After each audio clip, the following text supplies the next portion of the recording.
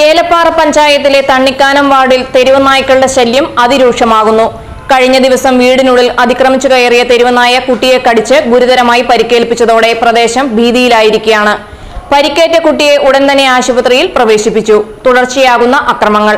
കഴിഞ്ഞ ഏതാനും ദിവസങ്ങൾക്കിടെ നിരവധി പേർക്കാണ് പ്രദേശത്ത് തെരുവ് നായ്ക്കളുടെ കടിയേറ്റത്. സ്കൂളിൽ പോകുന്ന വിദ്യാർത്ഥികളെയും വഴി നടന്നു പോകുന്നവരെയും നായ്ക്കൾ കൂട്ടമായി എത്തി ആക്രമിക്കുന്നത് പതിവായിരിക്കുകയാണ്. മുൻപും ഈ പ്രദേശത്ത് സമാനമായ രീതിയിൽ നിരവധി പേർക്ക് കടിയേറ്റിട്ടുണ്ട്. നായ്ക്കളെ ഭയന്ന് കുട്ടികളെ വീടിന് പുറത്തിറക്കാൻ പോലും പറ്റാത്ത സാഹചര്യമാണ് നിലവിലുള്ളതെന്ന് രക്ഷിതാക്കൾ പരാതിപ്പെടുന്നു. ഏലപ്പാറ ടൗണിന് സമീപമുള്ള പ്രദേശമായതിനാൽ രാത്രികാലങ്ങളിൽ ടൗണിലെ നായ്ക്കൾ കൂട്ടത്തോടെ റോഡുകളിൽ തമ്പടിച്ചിരിക്കുകയാണ്.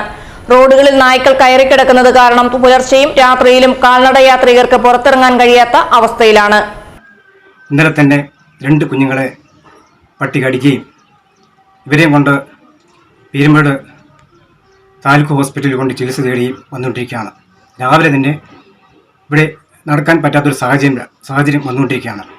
സ്കൂൾ വിദ്യാർത്ഥികൾ സാധാരണ തോട്ടം മേഖലയിൽ ആൾക്കാരാണ് കൂടുതലും ജീവിക്കുന്നത്. സാധാരണ കുഞ്ഞുങ്ങൾ ഈ റോഡിൽ കൂടി നടക്കുമ്പോൾ തന്നെ പേപ്പട്ടി ശല്യം വർദ്ധിക്കുകയും ഇവരെ കുഞ്ഞുങ്ങളെ ഒത്തിരി തുരുത്തുകയും ചെയ്തിട്ടുണ്ട്. ഇതുപോലെ തൊട്ടടുത്ത് കിടക്കുന്ന ഏലപ്പാറ ടൗണിൽ രാവിലെ നടക്കാൻ പോലും പറ്റാത്ത സാഹചര്യമാണ് ഇവിടെ വന്നുകൊണ്ടിരിക്കുന്നത്.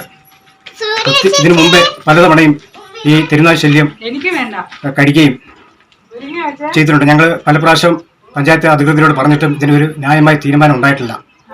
ഇതിന് ശക്തമായ ഈ തെരുവുനായ ശല്യത്തിനെതിരെ ശക്തമായ ഒരു നടപടി പഞ്ചായത്ത് അധികൃതരുടെ ഭാഗത്തുനിന്നും ഉണ്ടാകണമെന്ന്.